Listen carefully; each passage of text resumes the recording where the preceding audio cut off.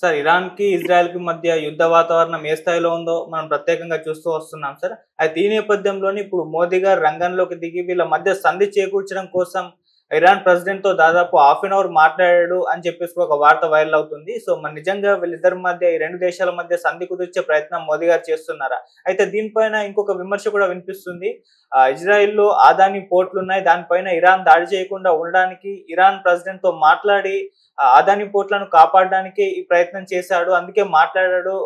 సంధి కుదిర్చడానికి ఏం మాత్రం కాదు అని చెప్పేసి కూడా విమర్శలైతే వినిపిస్తున్నాయి. మరి ఏది నిజం? ఏది అబద్ధం? అని దీనికి సంబంధించి ఎటువంటి వివరాలున్నాయి సార్?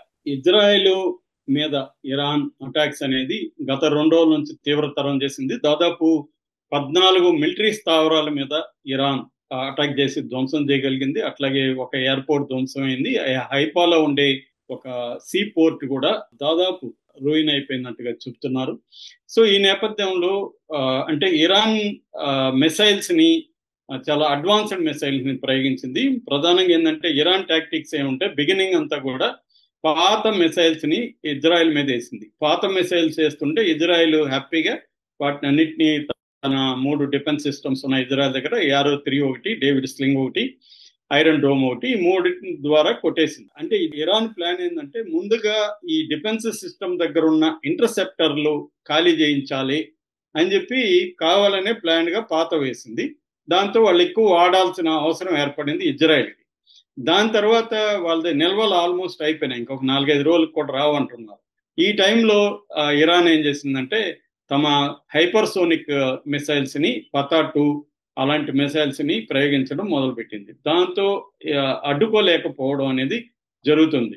దీనివల్ల పెద్ద ఎత్తున అక్కడ హైపా కానీ టెల్లైవ్ లాంటి సిటీల్లోనే పెద్ద అవి చూస్తే వీడియోస్ మనకి గాజాను చూసినట్టు ఉన్నాయన్నమాట. అంత రూయిన్స్ పెద్ద ఎత్తున ఉన్నాయి. 14 మిలిటరీ స్థావరాలు నాశనం అయిపోయినాయని చెప్తున్నారు. అన్నిటికంటే ఇంపార్టెంట్ ఏమంటే వెయిజ్మన్ ఇన్స్టిట్యూట్ అని 1934లో పెట్టారనమాట. ఇది ఇజ్రాయెల్ ఏర్పడక ముందే. అది ఇజ్రాయెల్లో వరల్డ్ లోనే టాప్ 5 ఇన్స్టిట్యూట్ లో, రీసెర్చ్ ఇన్స్టిట్యూట్ లో అది ఉంటదన్నమాట. ఎందుకంటే దాంట్లో మిలిటరీ ఇంటెలిజెన్స్ కానీ, తర్వాత ఈ డ్రోన్ టెక్నాలజీస్ ఇవన్నీ అంటే టెక్నాలజికల్ వార్ఫేర్ కి సంబంధించిన రీసెర్చ్ కానీ, తర్వాత మన సైబర్ సెక్యూరిటీ కావచ్చు, జెనెటిక్స్ కావచ్చు, బయో టెక్నాలజీ కావచ్చు, క్వాంటమ్ కావచ్చు, ఇలాగ రకరకాల రీసెర్చ్లు అక్కడ జరుగుతుంది. దాన్ని నేలమట్టం చేసేసింది ఇరాన్. ఇప్పుడు దానివల్ల ఏమైందంటే కొన్ని దశాబ్దాలుగా డెవలప్ అయిన రీసెర్చ్, దాని శాంపుల్స్, దానికి డేటా మొత్తం నాశనమైంది. అది ఇంకా మళ్ళీ రావాలంటే కొన్ని దశాబ్దాలు పడుతుంది అన్నమాట. ఆ స్థాయి నష్టాన్ని ఇరాన్ కలగజేసింది. ఇప్పుడు ఏంటంటే ఈ నేపథ్యంలో అమెరికా ఇరాన్ మీద దాడి చేసిన తర్వాత, దాడి చేసి ఫోర్దో, తర్వాత నతాంజీ, తర్వాత ఇస్ఫహాన్ 3 న్యూక్లియర్ సైట్ల మీద దాడి చేసిన తర్వాత సడన్ గా మోడీ రంగంలోకి వచ్చి ఇరాన్ ప్రెసిడెంట్ హుస్సేన్ రహానీతో దాదాపు 45 నిమిషాలు ఆయన మాట్లాడాడు అనే వార్త వచ్చింది. ఆయన మోడీనే దీన్ని ట్వీట్ కూడా చేశాడు. నేను 45 నిమిషాలతో మాట్లాడాను, డీప్ కన్సర్న్ వ్యక్తం చేశాను, డైలాగ్ అండ్ డిప్లొమసీ ద్వారా సాల్వ్ చేసుకోమన్నాను, పీస్ అనేది ప్రమోట్ చేయాలి తప్ప యుద్ధాన్ని ప్రమోట్ చేయొద్దని నేను అడిగాను అని చెప్పుకున్నాడు. ఇది అందరికి విచిత్రంగా అనిపించింది. ఎందుకంటే ఇరాన్ కదా బాధితురాలు ఇక్కడ. ఇరాన్ నువ్వు చేయాల్సిన పోనేవరికి ట్రంప్కో, ఇజ్రాయెల్ ప్రెసిడెంట్ బెంజమిన్ నెతన్యాహుకే చేసి అరే బాబు ఇరాన్ మీద దాడులు ఆపండిరా అని చెప్పాలి. ఎందుకంటే ఇరాన్ మీద దాడి చేసింది ఎవరు? శాంతి చర్చలు జరుగుతూ ఉంటే 6వ దఫా శాంతి చర్చలు జూన్ 15 ఉంటే 13 ఇరాన్ మీద దాడి చేసింది ఎవరు? ఇజ్రాయెల్. నష్టపోయింది ఎవరు ఈ యుద్ధంలో? ఇప్పటి వరకు ఇరాన్ ఎక్కువ నష్టపోయింది. ఫోన్ చేయాల్సింది ఎవరికి? ఎవరు దాడి చేస్తుంటే వాళ్ళకి చేయాలి.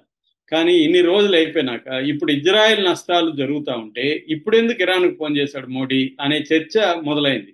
అంటే మోడీ అదేదో గోడ మీద పిల్లిలాగా ఉన్నాడు. ఇటు ఇరాన్ని ఖండించట్లేదు, ఇజ్రాయెల్ని ఖండించట్లేదు. సడన్ గా ఇరాన్ ప్రెసిడెంట్కి ఎందుకు ఫోన్ చేశాడు అంటే దానికి ముందు రోజే హైఫా పోర్ట్ మీద ఇరాన్ బీభత్సంగా దాడి చేసింది. ఫస్ట్ దాడి జూన్ 15 చేస్తే తర్వాత దాడి మొన్న చేసింది. దీనివల్ల హైఫాలో ఉండే పోర్ట్, సీ పోర్ట్ అనేది పెద్ద ఎత్తున ధ్వంసమైంది. అక్కడ దానికి సప్లై చేసే కార్గో షిప్ కంపెనీ మేర్స్క్ అంటారు. ఈ మేర్స్క్ అనే కంపెనీ కంటైనర్ షిప్ కంపెనీ అనమాట. తన యాక్టివిటీని అంతా ఆపేసింది. అందువల్ల అక్కడ పెద్ద లాస్ జరిగింది. దీనికి మోడీకి ఏం సంబంధం అంటే, మోడీ ప్రియమిత్రుడు అదానీ పెట్టుబడులు అక్కడ ఉన్నాయన్నమాట. ఆ పోర్ట్లో అదానీ పెట్టుబడులు 70% ఉన్నాయి.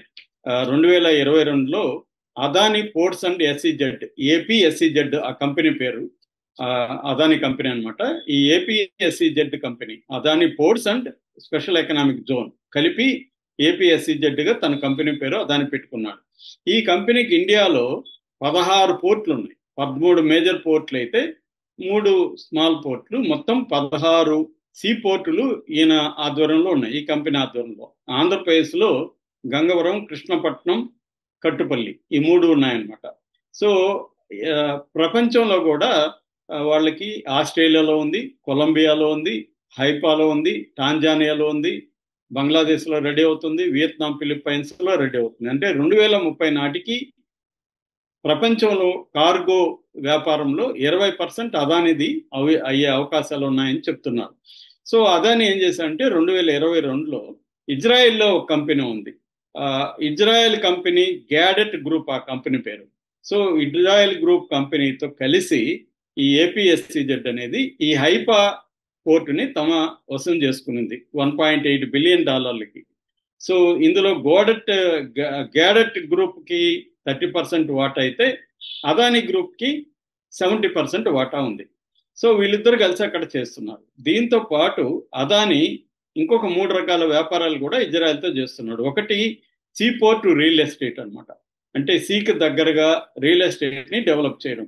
అది హోటల్స్ ఉంటాయి, రీటైల్ ఇండస్ట్రీస్ ఉంటాయి, ఫుడ్ మార్కెట్ ఉంటుంది, ఆఫీస్ స్పేస్ ఉంటుంది, ఎంటర్టైన్మెంట్ ఉంటుంది. ఇవన్నిటి కలిపి 1.18 మిలియన్ స్క్వేర్ మీటర్స్ అనమాట, చదరపు మీటర్ల విస్తీర్ణంలో ఇవి డెవలప్ చేస్తున్నారు. ఇది బై 2027 పూర్తవుతుంది.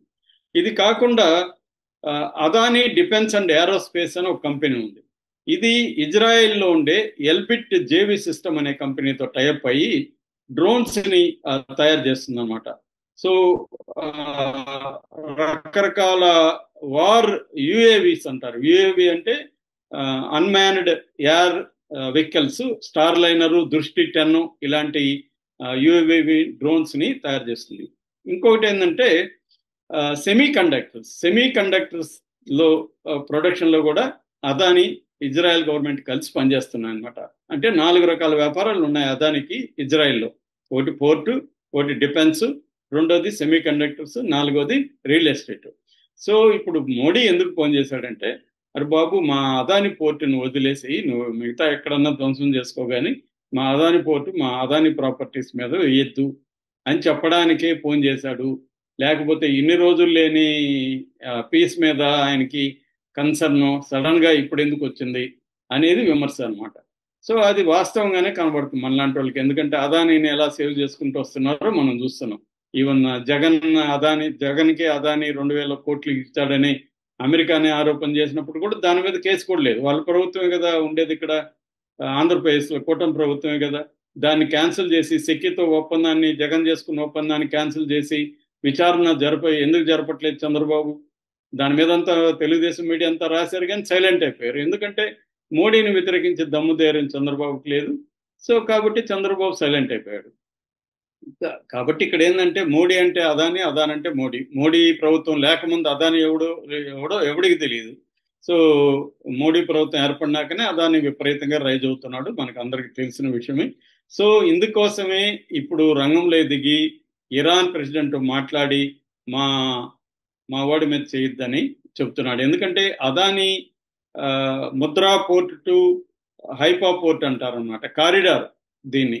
ఎందుకంటే ముంబై దగ్గర ఉండే ముద్రా పోర్ట్ కూడా అదాని కంట్రోల్లో ఉంది. ఇది India, middle east, Europe economic corridor అంటారు అనమాట. దీన్ని ఐమెక్ అంటారు. దీన్నే మామూలుగా మోడీకి anti batch Mundra to Haifa Adani corridor అని పేరు పెట్టారు దానికి.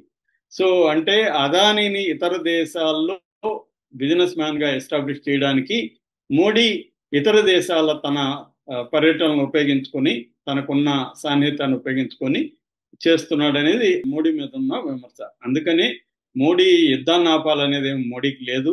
అదానీ ఆస్తుల్ని ఇజ్రాయెల్లో కాపాడుకోవాలి. ముఖ్యంగా ఈ పోర్టు ఇదేంటంటే second largest port in Israel. Total ఇజ్రాయెల్లోకి వచ్చే 30% కార్గోదంతా ఈ పోర్టు నుంచే వస్తుంది అనమాట. అందుకని అంత ఇంపార్టెంట్ పోర్ట్ ఇది. అందుకని ఇరాన్ కూడా అటాక్ చేస్తుంది. సో కానీ మోడీ అదాని పాపం అదాని బాధల్లో పడిపోతాడు, అతని పెట్టుబడులంతా పోతాయి. ఎందుకంటే